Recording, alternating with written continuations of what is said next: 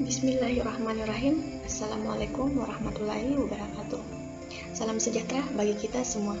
Perkenalkan, nama saya Ika Widya Astuti Putri dengan stambuk N1B1 19073, jurusan Ilmu Lingkungan kelas C, Fakultas Kehutanan dan Ilmu Lingkungan Universitas Al-Ulum. Sebelumnya, terima kasih atas kesempatan yang telah diberikan kepada saya untuk menyelesaikan tugas, yaitu mempresentasikan materi dalam bentuk video, yang dimana materi tersebut yaitu menjelaskan kearifan lokal tradisional di Sulawesi Selatan dan istilah masyarakat risiko. Dengan ini, mata kuliah Sosiologi Lingkungan yang diampu oleh dosen Ibu Wa Alimuna SP MSc. Nah, untuk mengefisienkan waktu, kita langsung saja ke materi. Yang pertama, pengertian kearifan lokal. Apa itu kearifan lokal? Kearifan lokal merupakan bagian dari budaya suatu masyarakat yang tidak dapat dipisahkan dari bahasa masyarakat itu sendiri. Kearifan lokal atau local wisdom biasanya diwariskan secara turun-temurun dari satu generasi ke generasi melalui cerita dari mulut ke mulut. Kearifan lokal ada di dalam cerita rakyat, peribahasa, lagu, dan permainan rakyat. Kearifan lokal sebagai suatu pengetahuan yang ditemukan oleh masyarakat lokal tertentu melalui kumpulan pengalaman dalam mencoba dan diintegrasikan dengan pemahaman terhadap budaya dan keadaan alam suatu tempat. Ciri-ciri kearifan lokal. Kearifan lokal memiliki beberapa ciri-ciri, yaitu: yang pertama, mempunyai kemampuan mengendalikan. 2. Merupakan benteng untuk bertahan dari pengaruh budaya luar. 3. Mempunyai kemampuan mengakomodasi budaya luar. 4. Mempunyai kemampuan memberi arah perkembangan budaya. 5. Mempunyai kemampuan mengintegrasikan atau menyatukan budaya luar dan budaya asli. Setiap masyarakat dimanapun berada, baik di pedesaan maupun pedalaman, selalu memiliki pengetahuan lokal yang terkait dengan lingkungan hidupnya. Hal ini terjadi karena masyarakat mendiami suatu daerah itu cukup lama dan telah mengalami perubahan sosial yang bervariasi, menyebabkan mereka mampu beradaptasi dengan lingkungannya. Kemampuan adaptasi ini menjadi bagian dari pengetahuan lokal mereka dalam melakukan alam. Fungsi kearifan lokal yang pertama, berfungsi untuk konservasi dan pelestarian sumber daya alam. 2. Berfungsi untuk pengembangan sumber daya manusia, misalnya berkaitan dengan upacara daur hidup, konsep kanda patrate. 3. Berfungsi untuk pengembangan kebudayaan dan ilmu pengetahuan, misalnya pada upacara Saraswati, kepercayaan dan pemujaan pada Pura Panji. 5. Berfungsi sebagai petuah kepercayaan, sastra dan pantangan. 6. Bermakna sosial, misalnya upacara integrasi komunal atau kerabat. 7. Bermakna sosial, misalnya pada upacara daur pertanian. 8. Bermakna etika dan moral yang terwujud dalam upacara ngaben dan pencucian roh leluhur. 9. Bermakna politik, misalnya upacara langkuk, marana dan kokosaan Petron Lain.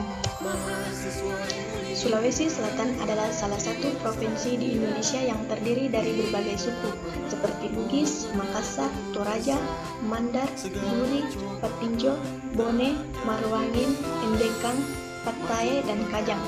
Salah satu suku yang memiliki kehidupan yang berbeda dengan suku lainnya adalah suku Kajang.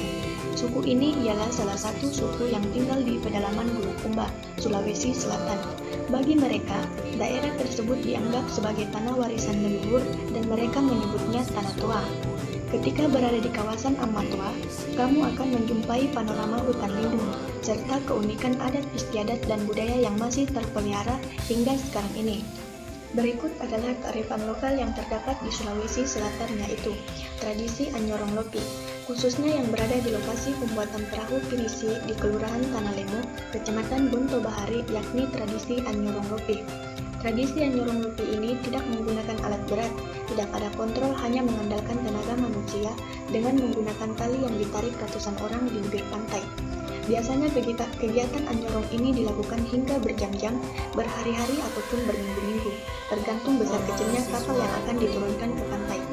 Setelah itu ada ritual Songkobala. Ritual ini adalah sesajen yang ditata di atas kapal terdiri dari daging sapi atau daging kambing, songkolo, onde-onde, baje, dan kue-kue khas tradisional yang umumnya memakai gula aren. Makna dari gula aren di sini adalah agar kehidupan yang dijalani sang pemilik kapal akan selalu manis, dalam artian bahagia, dan semua penumpang kapalnya juga demikian. Tradisi yang turun-temurun ini masih terus terjaga oleh para pewarisnya, khususnya di kawasan pembuatan perahu pinisi, dan akhirnya tradisi ini mendapat pengakuan dunia dengan dijadikannya sebagai warisan dunia tak benda oleh UNESCO tahun 2017 lalu. Prosesi Nyorong Lopi atau peluncuran perahu kapal yang syarat dengan kearifan lokal juga menjadi salah satu event yang tiap tahun diadakan sebagai rangkaian dari Festival Pinisi. Yang kedua, kearifan budaya lokal suku Kajang di Bulukumba.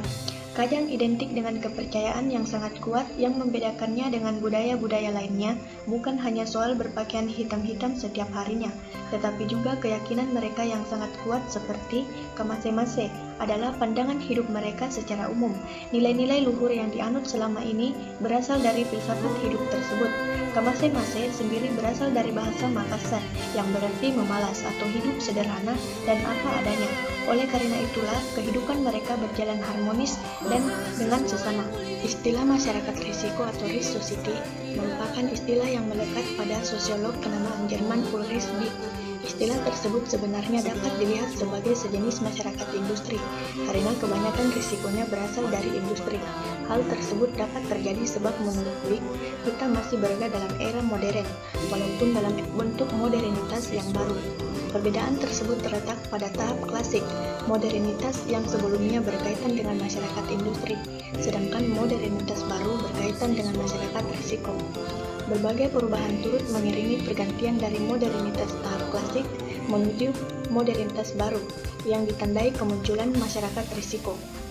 Salah satu perubahan yang dimaksud dalam hal masalah sentral, jika dalam modernitas klasik, masalah sentralnya berkisar pada kekayaan dan bagaimana cara mendistribusikan dengan merata. Sementara itu dalam modernitas baru, masalah sentralnya adalah risiko dan bagaimana cara mencegah, meminimalkannya, atau menyalurkannya dalam masyarakat risiko. Keadaan menjadi tidak pasti karena berbagai kemungkinan buruk dapat terjadi. Sekian dari saya, itulah materi yang dapat saya presentasikan. Lebih dan kurangnya mohon dimaafkan. Wabillahi taufiq wal hidayah. Wassalamualaikum warahmatullahi wabarakatuh. Terima kasih.